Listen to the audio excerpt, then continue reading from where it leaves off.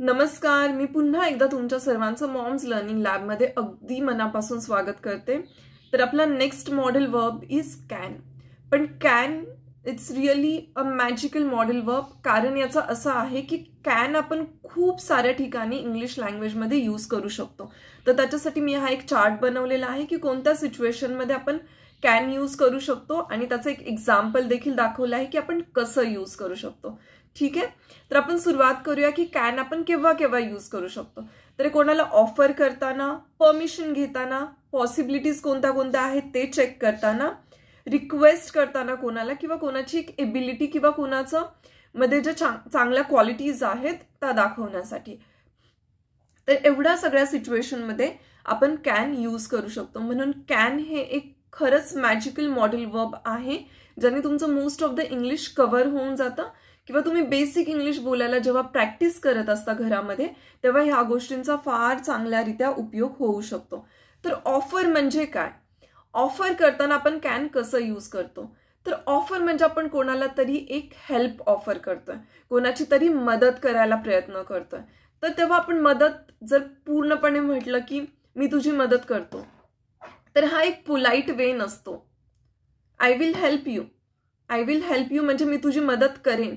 पण जेव्हा आपण कोणाला तरी ऑफर करतो तेव्हा आपल्याला त्यांना एक पोलाइट वेनी त्यांच्याकडून एक परमिशन टाइप्स ऑफर घ्यायला लागतं। परमिशनच्या पद्धतीने आपण ऑफर करतो, like can I help you, मी तुझी मदत करू शकतो का? तर अशा वेळेस आपण यूज करतो कॅन मॉडेल वर्ब, राईट? हे खूप इझी आहे आणि याने तुमची इंग्लिश जास्त ॲडव्हान्स वाटते। Next is permission. आता परमिशन कशी घेतात की आपण कोणाला जेव्हा म्हणतो की कृपया मला तुझा पेन वापरायला दे, कृपया मी हे करू का? तर हे जे कृपया असतं ते इथे प्लीजला रिप्लेस करून आपण कॅन यूज केलंय, कारण प्लीज पेक्षा थोडंसं एक फॉर्मल परमिशन आपण इथं घेत आहोत, म्हणून आपण कॅन यूज केलंय। For example, can I use your pen, मी तुझा पेन यूज करू शकते का? किंवा जेव्हा आपण दुसऱ्याच्या घरी जातो तेव्हा सिम्पल वेने तुम्ही त्यांना विचारा, can I use your washroom? ऐकणाऱ्यालाही छान वाटतं आणि आपल्यालाही एक सॅटिस्फॅक्शन मिळतं एक फॉर्मल परमिशन घेतलेल्याचं। Next is possibility. आता पॉसिबिलिटीमध्ये दोन प्रोबॅबिलिटीज असतात। तर व्हॉट इज द प्रोबॅबिलिटीज म्हणजे चान्सेस, आउटकम। जसं की एखादा कॉइन जेव्हा आपण वर टाकतो तेव्हा एक तर हेड्स ऑर टेल्स, छापा किंवा काटा, ह्या दोन पॉसिबिलिटीज असतात, राईट? सिमिलरली कुठल्याही गोष्टीचा रिझल्ट एकतर पॉझिटिव्ह असतो किंवा नेगेटिव्ह असतो, पण आपल्याला जेव्हा कन्फर्म रिझल्ट माहिती नसतो अशा वेळेस ती पॉसिबिलिटी दाखवण्यासाठी आपण कॅनचा यूज करू शकतो। For example, alcohol can cause many diseases, दारू पिल्यामुळे खूप प्रकारचे आजार होऊ शकतात। तर होऊ देखील शकतात आणि नाही देखील होऊ शकत। तर ही पॉसिबिलिटी दाखवण्यासाठी आपण इथे कॅनचा यूज केलेला आहे, ठीक आहे? Next is request.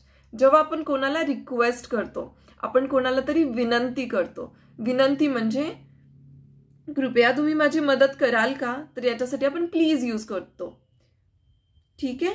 तर रिक्वेस्ट जेव्हा फॉर्मल रिक्वेस्ट असते तेव्हा आपण काय म्हणणार? Can you help me, can you help me, तुम्ही माझी मदत करू शकता का प्लीज, राईट? प्लीज हे आणखी ॲडव्हान्स होऊन जातं आणि तुमची इंग्लिश आणखी छान पोलाइट आणि ॲडव्हान्स वाटते। Next is ability. एबिलिटी म्हणजे कोणाकडे काही जर चांगली गोष्ट असेल, कोणामध्ये काही एक चांगली कला असेल, तर ती कला दाखवण्यासाठी आपण कॅनचा यूज करू शकतो, ठीक आहे? For example, she can click nice pictures, म्हणजे ती चांगले चित्र काढू शकते, म्हणजे तिच्यामध्ये ती कला आहे। कोणती कला आहे? तर चांगले चित्र काढण्याची। तर सिम्पली म्हणून मी कॅनला नेहमी एक मॅजिकल मॉडेल वर्ब म्हणते जेव्हा जेव्हा मी एक्सप्लेन करते कॅन मॉडेल वर्ब। याचं रिझन हे आहे की कॅननी तुम्ही तुमची इंग्लिश खूप मॉडिफाय करू शकता, सिम्पल वेनी करू शकता। ह्याचे सेंटेन्स बिलकुल डिफिकल्ट नसतात, फक्त तुम्ही हे जे सेंटेन्स मी 5 जे सेंटेन्स बनवले आहेत त्याला तुम्ही रिप्लेस करू शकता, त्याच्यातले वर्ड्स रिप्लेस करू शकता, त्यातलं नाउन रिप्लेस करू शकता, आणि ते नाउन रिप्लेस करून अजूनही चांगल्या पद्धतीने तुम्ही तुमचे स्वतःचे सेंटेन्स फॉर्म करू शकता, आणि ते सेंटेन्स तुम्ही घरातल्या तुमच्या व्यक्तींबरोबर बोलण्याची प्रॅक्टिस कराल तर ट्रस्ट मी तुमचं इंग्लिश खूप छान लवकर मॉडिफाय होईल, कारण हे बेसिक इंग्लिश आहे। हे बेसिक जेव्हा तुमचे क्लिअर होतील तेव्हा तुम्ही ॲडव्हान्स इंग्लिशकडे वळू शकता. आता सिम्पली कॅन केव्हा यूज करायचं? ऑफर करताना, for example can I help you. Permission घेताना, for example can I use your pen. Next is पॉसिबिलिटीसाठी, जेव्हा पॉसिबिलिटीचा रिझल्ट आपल्याला माहिती नसतो. For example alcohol can cause many diseases. Request करताना means can you help me. Can you help me, तुम्ही माझी मदत करू शकता का?